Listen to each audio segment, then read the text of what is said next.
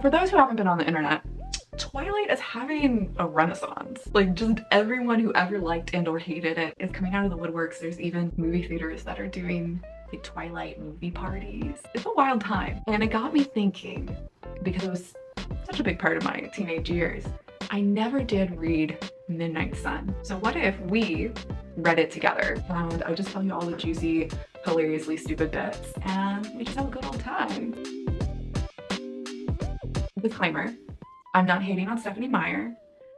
Girl was just minding her own business, writing down a dream that, you know, got her a little horny, and someone told her she should publish it, and then she published it and made bank. She never said this was great literature. So we ain't hating on my girl Stephanie. We're just, you know, having a good time. And I've heard a few things about how insane Edward's perspective is for Midnight Sun, but I've relatively been spoiler free, if that even is possible, because I've read Twilight in Bella's perspective, but you know what I mean. Oh, I should mention, I honestly liked Twilight when I first started reading it, and then the first movie came out and I got really cranky about it. But I think I'm a good person to be representative of this, because I know the source material and I'm now as neutral as you're gonna get for a person who's gonna spend hours filming and editing this series. Let's see how much I come to regret it. So first off, no matter what you think of the series, bomb ass cover. Chapter 1, First Sight. This was the time of day when I most wished I were able to sleep. High school. Or was purgatory the right word? I love how angsty he is about it, because he could literally choose anything else. There's nothing that requires like any of these vampires go to school, much less high school, over and over again. So, honey boo boo child, you are punishing yourself. And just like, they're rich too. They're rich. So Edward's reading folks' minds and hearing about this new girl in school. It's such a hoot because they're gonna fall in love. But he's just like, she's just a normal human girl. And yet, for those who remember Twilight, all the dudes are into her, and Edward confirms, even in their noggin, they're into her. And he's like, the excitement over her arrival was tiresomely predictable. It was the same reaction as one would get from flashing a shiny object at a group of toddlers. Boom. Roasted. Half the sheep-like males, Boom. Roasted. were already imagining themselves infatuated with her just because she was something new to look at. Boom. Roasted. And then he goes to like talking about his family members, and then it's like, Rosalie was thinking, as usual, about herself. I think we all do. That's kind of rude to single her out on that. Her mind was a stagnant pool with few surprises. Boom. Roasted. Hearing Emmett's thoughts never felt intrusive, because he never thought one thing that he would not say aloud or put into action. Perhaps I only felt guilty reading them others' minds because I knew there were things inside that they wouldn't want me to know. If Rosalie's mind was a stagnant pool, then Emmett's was a lake with no shadows, glass clear. And Jasper was ... suffering. Wow. Edward has no sympathy. He's just like, this bitch over here trying to not eat humans. Oh god. There's a casual like mention of vampire venom, which for those of you who don't know the lore of Twilight, and I don't even know if it's mentioned in the like OG series that much. Maybe book 4. In this world, vampires have like venom. Like there's like literally something that when they bite like comes out, and like that's what turns people into vampires and stuff. And just wild. Just, what a quirky idea. If you had read like Stephanie's blog back in the day, she like tried to make a really scientific explanation for vampirism and like how the mechanisms work, and she's like, no. The other thing that I find interesting is apparently they are experimenting with pushing out Jasper's feedings, because apparently he gets hungry for the blood faster than the others. They're at high school with a bunch of humans. This is wildly inappropriate to take such a risk, because it's not like a whoopsie doodle to him if he fails. Like, this is not only someone's life, but probably everyone's life. What's even the protocol if like they're like, oh, I kind of ate someone at lunch today? Because I mean, like, if he stealthed it in a closet or something, they could maybe finagle it to where people aren't like vampires. But if he just did it right out in the open, what do they have? Are they just gonna kill everyone in the school? Like, I don't. And there's cameras, there's cell phones. Maybe this takes place earlier because I remember Bella had like fucking dial-up, but I don't know. And then Alice has to like tell Jasper, it's like, yo, it's like easier if you imagine them as human, which they're 100 to 200 years old approximately. I think you'd still view people as people. I mean, I guess if you're really hangry, you would stop. I mean, that happens to me. Okay, that's fair. Like, I just convinced myself. Edward's now whining about the thoughts of Jessica Stanley, who is just a high school girl, being a high school girl. She had a little bit of a boner for Edward, right? Like, she just thought he was cute, hard to figure out, mysterious, doesn't like her. You know, she probably has daddy issues. Minding her own business in her head. Like, she doesn't know you read minds. She doesn't know her thoughts are bothering you. She's just, like, up here in her noggin thinking she's safe. And she has fantasies about him, which I think would be wild. I think it would be a little awkward to talk to a person right after, like, seeing their fantasy of you. But I think it would be a good ass time to just kind of see what ridiculous scenarios people are, like, thinking about in their head. And because people are quirky. Like, I mean, I think some of them would probably be vanilla, but I think it'd be hilarious to just be like, ooh, that's what you're... I'd probably be the worst vampire ever because I'd just be cackling at nothing all the time if I could read minds, because I'd just be like, no, that was your idea of a sexy encounter. Oh my god. So they're still in the cafeteria. Jessica's telling Bella all about the Cullens. In Jessica's thoughts, she's like annoyed that everyone likes Bella. No, just regular thoughts, nothing crazy. And then Edward's like, I felt a strange impulse. One I did not clearly understand. It has something to do with the vicious edge to Jessica's thoughts that the new girl was unaware of. I felt the strangest urge to step in between them to shield Bella Swan from the darker workings of Jessica's mind. The darker workings. What is she, 14? I don't think Jessica has dark thoughts. She's also not a, like, evil mastermind. Like, she, like, frowns sometimes. She's like, everyone likes Bella. I want the guys that I'm into like me instead. And the thing is that, like, Edward's been around, like, straight up immortal killers. So, like, for him to be like, these are some dark machinations of the mind. He has been in high school too damn long. My dude, Edward, is a riot. He's just like, he bounces back and forth between being like, dude, I'm so fucking bored, I wish I could sleep, but I'm a vampire so I can't. And, like, panicking because he's like, I can't read Bella's thoughts. Why can I not read Bella's thoughts? Oh my god, am I going through, like, vampiric mental decline? Like, do I have vampire Alzheimer's? One by one, I'll stop hearing the voices and I'll just be a regular vampire. Oh. Okay, my dude. You'll just have to use, like, normal eyeballs, a context clues, and oh, did you forget that fucking Alice can kind of see the future sometimes? I think you'll be just fine with or without your mind powers that just make you extra cranky. It's just wild that vampires are supposed to have, like, this badass, amazing sense of smell, but, like, if they're in a crowd, it just goes away.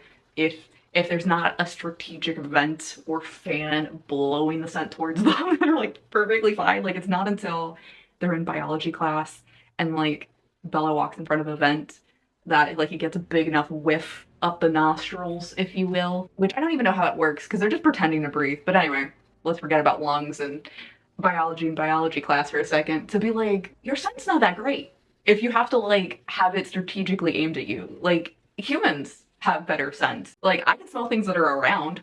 I don't need it, like, aimed at me. If I was in a crowd of people and someone really smelled a bad BO, I would smell it. Or if someone had, like, a really strong perfume on, I could still smell it if there's, like, you know, 5 other people. Especially if it's, like, the most intense, amazing scent I've smelled in 80 years. The powers turn on and off. Like, their abilities are just there when it's convenient and suddenly not available at other times. There's another mention about Venom, which is unfortunate because it makes me think about how it works, and it doesn't. It doesn't make any sense. It mentions the fresh flow of venom, and so there's a flow of venom, but, like, is it like the flow to the toothies? But they only have regular teeth, so it's not like the normal teeth, vampiric teeth have, like, you know, like a snake would. Can you tell that I did not major in science? So where's it flowing to? And is he feeling the flow within his body? Or is he feeling the flow in his mouth? In which case, how much venom is it secreting? Like, is he just, like, starting to drool this way? Just like... just trying to keep the venom in.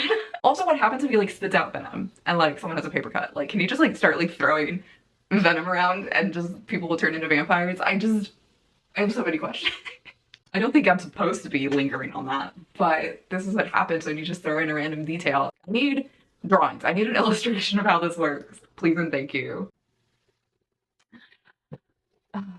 Here's the problem with having a main character who has super fast speed, reflexes, all that. Everything takes 5 million years because they're able to like have so many thoughts and reactions. Like, this is almost 2 pages. I've been told not a full second had passed. This is why this book is like 700 freaking pages, because each second is 2 pages. She's still like mid downstep. Like, just, she's like, and he's like, I have to kill everyone. And then my hand gripped under the edge of the table as I tried to hold myself in my chair. The wood was not up to the task. My hand crushed through the strut and came away with a palmful of splintered pulp, leaving the shape of my fingers carved into the remaining wood. And then he like destroyed the evidence. He like pulverized the edges of the shape with his fingertips, leaving nothing but a ragged hole and a pile of shavings on the floor. There is a really confused janitor in Forks, Washington, let me tell you. There's someone gonna be like, not again! I want there to be a side novella of just a really confused janitor at Forks High School going full detective mode, trying to figure out who is like fucking punching holes and like shaving bits off of these desk tables and chairs. That would just be so good. Maybe I have to write that. Do I have to write that? I have my own ideas. Anyway, one of you people out there do it. They get angry all the time, so I have to imagine each of them are doing this numerous times. Okay, so other people have mentioned this scene where Edward's just like calculating how he's going to kill 20 people so that he can drink Bella's blood in this classroom. It is a hoot. It is what a wild thing to be reading. And also, she's like in her head just being embarrassed, being like, oh my god, he looks at me, he thinks I stink. And he's over here being like, okay, this is biology class, but really this is math class. I have a word problem on how to like murder all these children and this one teacher before Bella's blood cools off and drinking flesh. Priorities. He is very much like me when I'm hangry and want lunch. And then there's also the fact that he like refers to them as children, where it's like, if you're thinking of them in that way, it's probably no bueno that you have the hots for Bella later on. But you know, we already knew this. This is not the series for like role model relationships. We got all this thinking, and at the end of the page find out she hasn't even sat her ass down yet. Like, she literally like just walked in the room, passed a vent, he had a good sniffy sniff, and she hasn't even plunked her butt next to him yet. Like, hot diggity damn. She's probably like still in the middle of one thought, and this man has like, grown-ass man, vampire man, has spent 3 pages now contemplating the order in which he needs to kill everyone in this room. And then he's just like, well, I can't kill her first then, because then her blood will be cold. So I'll have to kill the witnesses first, which means she'll see me killing the witnesses, which means we'll have a bit of fear. Once more we were saved by the power of just sending another scent in the direction of vampires. Someone slams the folder shut, and Edward takes a big whiff of not Bella scent and comes to his senses. And he's like, oh my god, I was about to murder 20 people. And people think that women on PMS can't be trusted. And then he goes into a little bit more of his backstory of like how, if you don't know or don't remember, he used to only kill bad guys, and he would just like kill rapists or murderers and stuff like that. And that's how he justified it, killing human beings, to be like, oh, well, they're fucking assholes. So he essentially went Dexter on them. He's like, I've been a killer of killers, a killer of other, less powerful monsters. It was a god complex. I acknowledge that, which just made me cackle. Again, for the people in the back who may or may not know this, Stephanie Meyer, the writer, is Mormon, and there's a lot of conscious or unconscious correlation between vampires in this world and angels. Just roll with me here. And this kind of more solidifies that in the actual source material versus blogs and things that Stephanie has said in interviews. He's talking about Carlile, who is his vampire daddy, and he goes, in a few moments, there would be nothing left in me that would reflect the years I'd spent with my creator, my mentor, my father, in all the ways that counted. My eyes would glow red as a devil's. All likeness would be lost forever. In my head, Carlile's kind eyes did not judge me. I knew that he would forgive me for this horrible act because he loved me, because he thought I was better than I was. Yeah, that's pretty Christian right there. That really, I think, solidifies like Carlile is not just vampire daddy. He's got him. So that's a fun fact to take home to your kids and your family. Just be like, but did you know? Fun Twilight trivia. Okay, we have too many more pages, but let's go. Chapter 1. Gotta finish chapter 1. Oh my god, you guys. This is not good in the best way. God, I've missed this nonsense. Bella's finally taken a seat. She has sat her tuchus down, and the scent of her blood bloomed in an inescapable cloud around me. Now, doesn't that sound like she just had a big tooth? I don't think that's how scent works. And then it's another half a page before Edward remembers, oh right, for vampires, breathing's optional. How can you forget? You're just like, oh, right, I could just not. These guys just love to, like, they're in high school for no goddamn reason. He's breathing for additional suffering for no good reason. Same thing with Jasper, by the by. Like, who's forcing him to sniff in school? Like, I know, don't breathe. There's even like a vampire training program in book 4 where they teach Bella, be like, you just move your chest a little so people think you're breathing. Move your chest, Edward. He stops breathing and decides, whoa, whoa, whoa. I need to calm down and wait 2 hours so I can kill her after school at her house like a responsible vampire should. He waits for biology to end. He then goes and hides in his car because that's a viable option and there's totally not going to be any adult walking around the parking lot to make sure kids aren't like, you know, getting high and shit. Then he's just like, wait a minute. Why is Alice not here to help me either not murder all these children or to help clean up? How rude. And he's like, is it possible that she saw that I wouldn't kill anyone? And then he's like, nah, she's probably just too worried about her boyfriend. Women. So I'm at the part where Edward is talking to the front desk lady trying to get a different biology class or a different science class. And Bella walks in and he ignores her because he just hears that there's no thoughts about him. So he's like, I need to finagle my way with this lady to get him a different class. And I'm realizing what a shame it is that Bella did not become a vampire hunter. I mean, this would be the absolute like scariest thing for a vampire, is a vampire hunter that they cannot sense coming. Because, you know, like, he can't read her mind, and that her scent is so like attractive that they like against all instinct want to run towards it. And she just has like, I'm imagining has like a crossbow. It's like boom bitch, boom bitch. That'd be such a cool fanfic. I think, yeah, Bella's a vampire hunter, though she is really clumsy, so you probably just have to keep her seated the whole time. I'm like an Xavier moment. She's just got a crossbow and she's got a wheelchair and someone else can, oh, she can team up with Jacob. It just sells itself, guys. The other thing I love about Edward sharing people's thoughts with us is that a lot of times they're just generic whatever. You're like, okay, sure. But then there'll be things where you're like, I don't think anyone talks like this, much less thinks to themselves in their head about this. So he hears the sophomore named DJ Garrett, which I don't think we know from the original. DJ, my boy DJ's thinking, where did Cullen come from? It was like he just came out of thin air. ... There I go with the imagination again. Mom always says ...